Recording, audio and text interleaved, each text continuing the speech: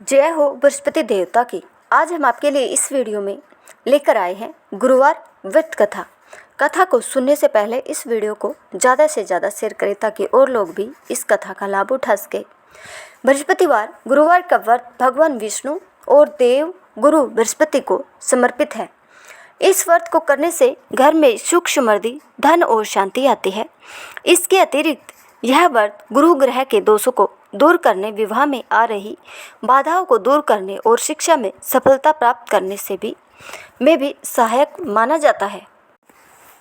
भारतवर्ष में एक प्रतापी और धनी राजा राज्य करता था। वह नित्य गरीबों और ब्राह्मणों की सहायता किया करता था। यह बात उसकी रानी को अच्छी नहीं लगती थी। वह न ही गरीबों को दान देती, न ही भगवान का पूजन करती और राजा को भी दान देने से मना किया करती थी। एक दिन राजा शिकार खेलने वन को गए हुए थे तो रानी महल में अकेली थी।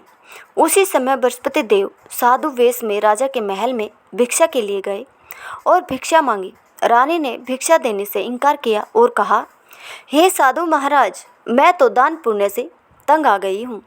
मेरा पति सारा धन लुटाते रहते हैं। मेरी इच्छा है कि हमारा धन नष्ट हो जाए, फिर न रहेगा बांस, न बजेगी बांसुरी। साधु ने कहा, देवी, तुम तो बड़ी विचित्र हो। धन संतान तो सभी चाहते हैं, पुत्र और लक्ष्मी तो पापी के घर भी होनी चाहिए। यदि तुम्हारे पास अधिक धन है तो भूखों को भोजन दो, प्यासों के लिए प्याऊ बनवाओ, मुसाफिरों के लिए धर्मशालाएं खुलवाओ। जो निर्धन अपनी कुंवारी कन्याओं का विवाह करने नहीं कर सकते, उनका विवाह करा दो। ऐसी और कई काम हैं जिनके करने से तुम्हारा यश परलोक पर में फैलेगा। परंतु रानी पर उपदेश का कोई प्रभाव न पड़ा। वह बोली, महाराज, आप मुझे कुछ न समझाए। मैं ऐसा धन नहीं चाहती हूँ जो हर जगह बांटती फिरूँ। साधु ने उत्तर दिया, यदि तुम्हारी ऐसी इच्छा है तो तथास्तु।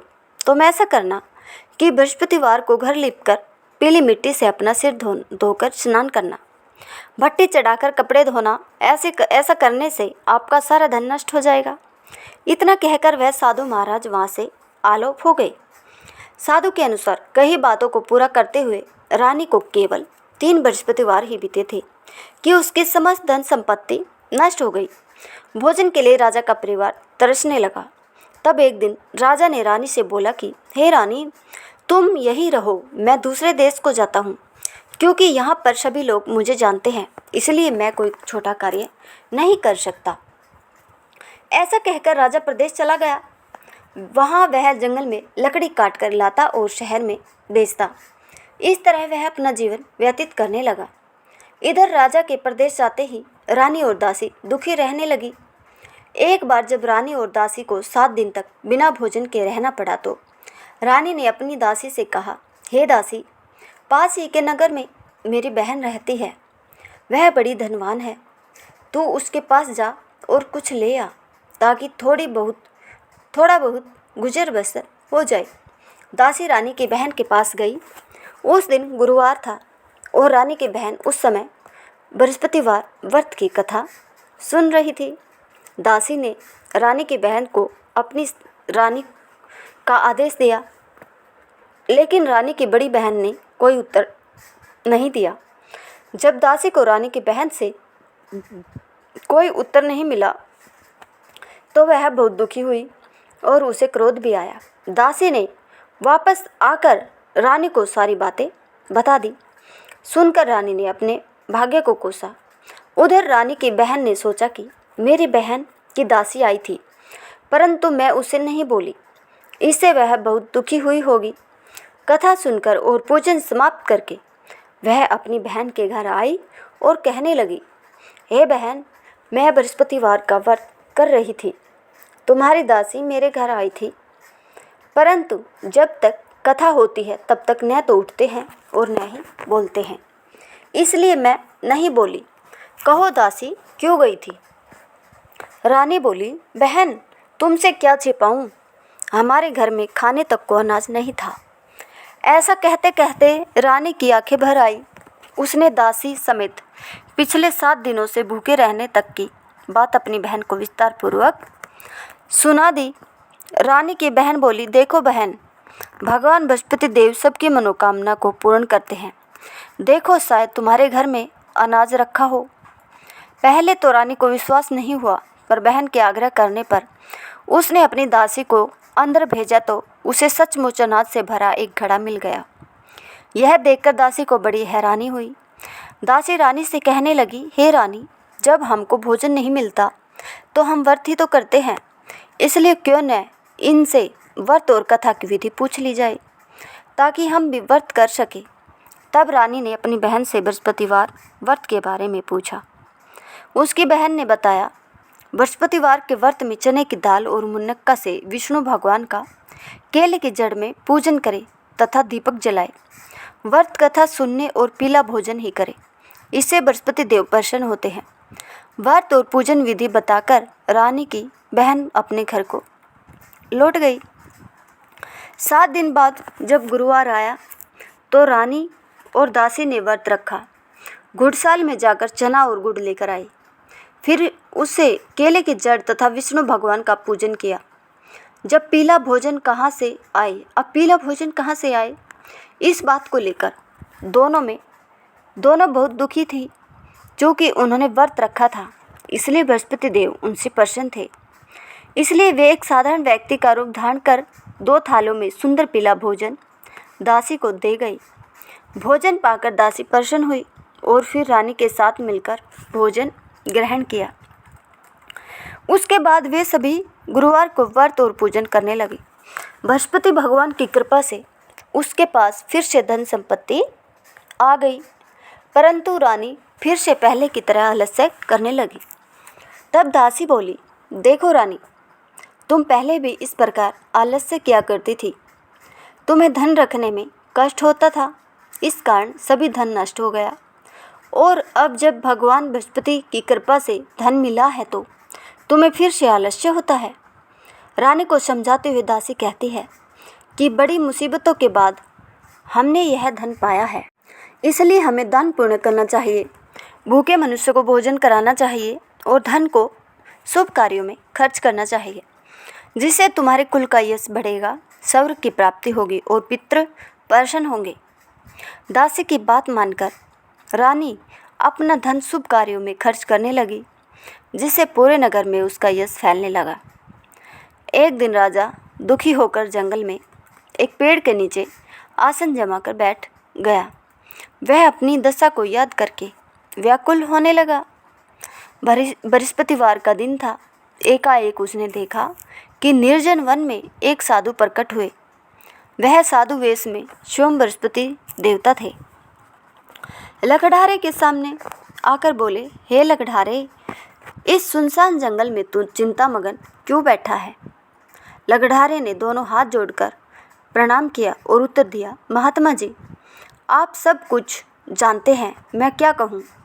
यह कहकर रोने लगा और साधु को अपनी आत्मकथा सुनाई। महात्मा जी ने कहा, तुम्हारी स्त्री ने बृहस्पति के दिन बृहस्पति भगवान का निरादर किया है, जिसके कारण रुष्ट होकर उन्होंने तुम्हारी यह दशा कर दी। अब तुम चिंता को दूर करके मेरे कहने पर चलो तो तुम्हारे सब कष्ट दूर हो जाएंगे और भगवान पहले से भी अधिक संपत्ति देंगे। तुम बृहस्पति के दिन कथा किया करो।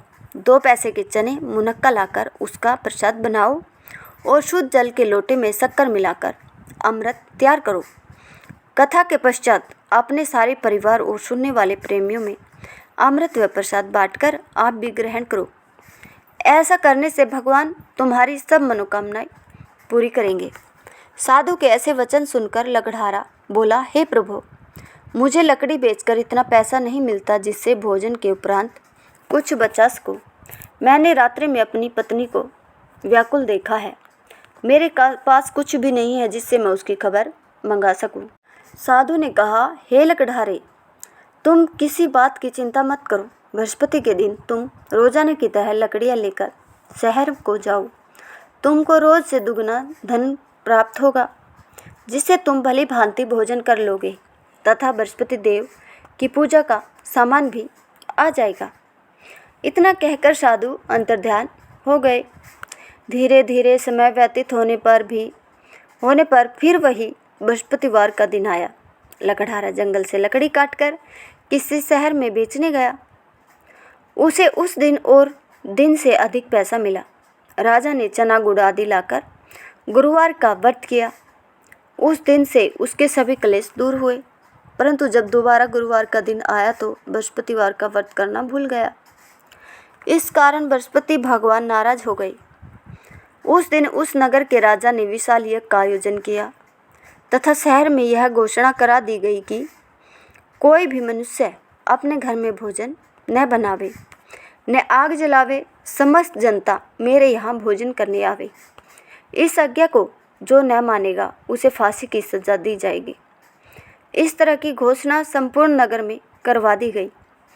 राजा के आज्ञानुसार शहर के सभी लोग भोजन करने गए, लेकिन लकड़हारा कुछ देर से पहुंचा, इसलिए राजा उसको अपने साथ घर ले गए और ले जाकर भोजन करा रहे थे तो रानी की दृष्टि उस खूंटी पर पड़ी जिस पर उसका हार लटका हुआ था। वह वहाँ पर दिखाई नहीं दिया। रानी ने निश्चय किया कि मेरा हार इस मनुष्य ने चुरा लिया है। उसी समय सिपाहियों को बुलाकर उसको कारागार में डलवा दिया। जब लकड़हारा कारागार में पड़ गया और बहुत दुखी होकर विचार करने लगा कि न जाने कौन से पूर्व जन्म के कर्म मुझे यह दुख प्राप्त हुआ है, और उसी साधु को याद करने लगा जो जंगल में मिला था। उसी समय तत्काल बृहस्पति देव साधु के रूप में प्रकट हुए और उसकी दशा को देखकर कहने लगे, अरे मूर्ख, तूने बृहस्पति देव की कथा नहीं करी, इस कारण तुझे दुख प्राप्त हुआ है। अब चिंता मत कर, बृहस्पतिवार के दिन कारागार के दरवाजे पर 4 पैसे पड़े मिलेंगे। उनसे तू बृहस्पति देव की पूजा करना, तेरे सभी कष्ट दूर हो जाएंगे। बृहस्पति के दिन उसे 4 पैसे मिले। लकड़हारे ने कथा कही। उसी रात्रि को बृहस्पति देव ने उस नगर के राजा को सपन में कहा, हे राजा, तुमने जिस आदमी को कारागार में बंद कर दिया है वह निर्दोष है, वह राजा है, उसे छोड़ देना। रानी का हार उसी खूंटी पर लटका है। अगर तू ऐसा नहीं करेगा तो मैं तेरे राज्य को नष्ट कर दूंगा। इस तरह रात्रि के स्वप्न को देखकर राजा प्रातःकाल उठा और खूंटी पर हार देखकर लकड़हारे को बुलाकर क्षमा मांगी तथा लकड़हारे को योग्य सुंदर वस्त्र आभूषण देकर विदा कर दिया। बृहस्पति देव की आज्ञा अनुसार लकड़हारा अपने नगर को चल दिया। राजा जब अपने नगर के निकट पहुंचा तो उसे बड़ा आश्चर्य हुआ। नगर में पहले से अधिक बाग, तालाब, कुएं तथा बहुत सी धर्मशालाएं, मंदिर आदि बन गई है। राजा ने पूछा, यह किसका बाग और धर्मशाला है?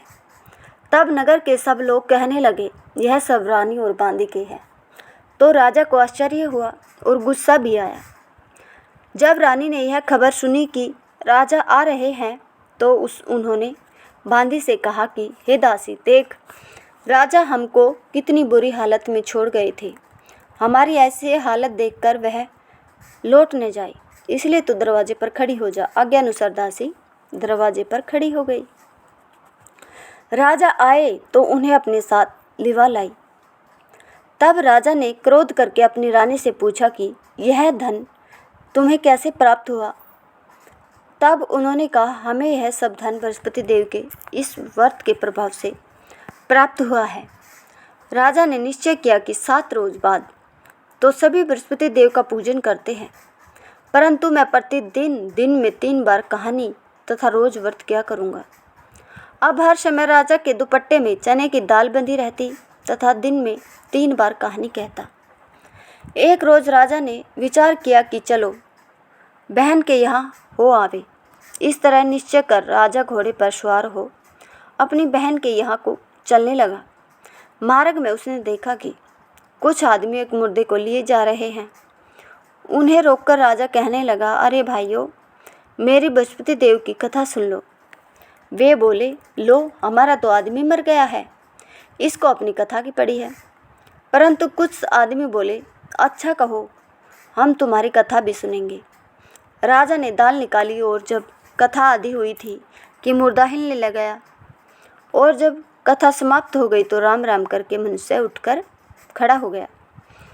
आगे मार्ग में उसे किसान खेत में हल चलाता मिला। राजा ने उसे देख और उससे बोले, अरे भैया, तुम मेरी बृहस्पतिवार की कथा सुन लो। किसान बोला, जब तक मैं तेरी कथा सुनूंगा तब तक 4 हरैया जोत लूँगा। जा अपनी कथा किसी और को सुनाना। इस तरह राजा आगे चलने लगा। राजा के हटते ही बैल पछाड़ खाकर गिर गए तथा किसान के पेट में बड़ी जोर का दर्द होने लगा। उस समय उसकी माँ रोटी लेकर आई। उसने जब यह देखा तो अपने पुत्र से सब हाल पूछा और बेटे ने सभी हाल कह दिया तो बुढ़िया दौड़ी दौड़ी उस घुड़सवार के पास गई और उससे बोली कि मैं तेरी कथा सुनूंगी, तू अपनी कथा मेरे खेत पर चलकर ही कहना। राजा ने बुढ़िया के खेत पर जाकर कथा कही, जिसके सुनते ही वह बैल उठ खड़ा हुआ तथा किसान के पेट का दर्द भी बंद हो गया। राजा अपनी बहन के घर पहुंचा। बहन ने भाई की खूब मेहमानबाजी की। दूसरे रोज प्रातःकाल राजा जगा तो वह देखने लगा कि सब लोग भोजन कर रहे हैं।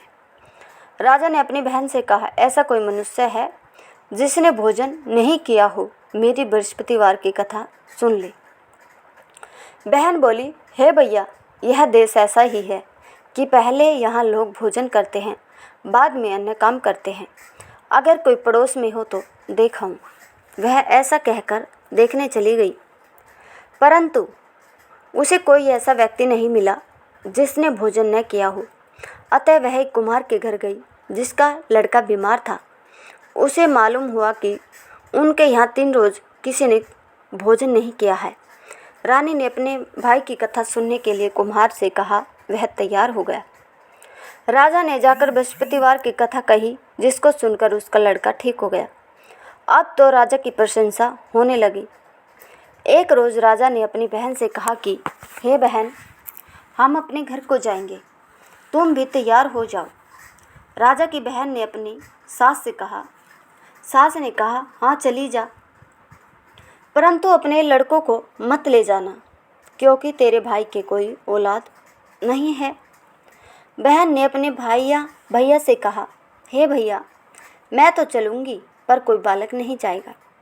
राजा बोला, जब कोई बालक नहीं चलेगा तब तुम हे क्या करोगी? बड़े दुखी मन से राजा अपने नगर को लौट आया।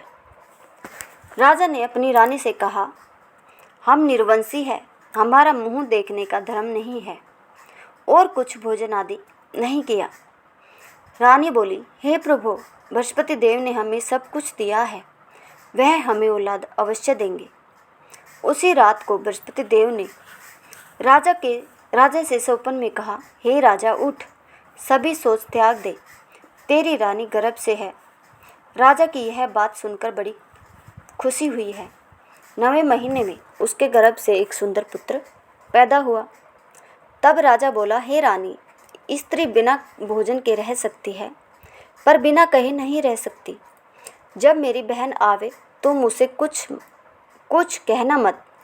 रानी ने सुनकर हाँ कर दी। जब राजा की बहन ने यह शुभ समाचार सुना तो वह बहुत खुश हुई तथा बधाई लेकर अपने भाई के यहाँ आई। तभी रानी ने कहा, घोड़ा चढ़कर तो नहीं आई, गधा चढ़ी आई। राजा की बहन बोली, भाभी, मैं इस प्रकार न कहती तो तुम्हें औलाद कैसे मिलती?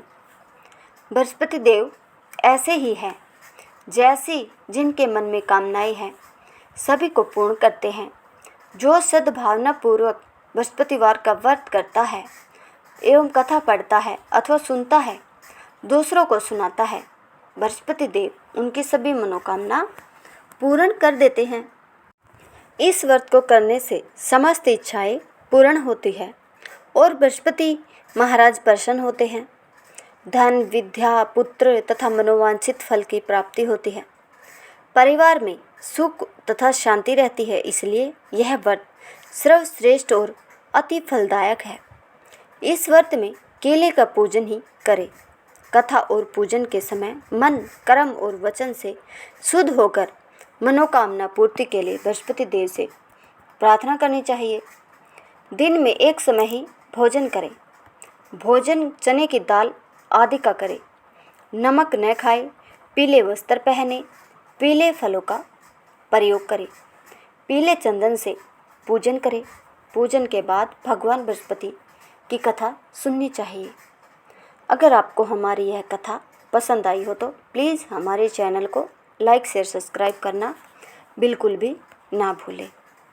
धन्यवाद।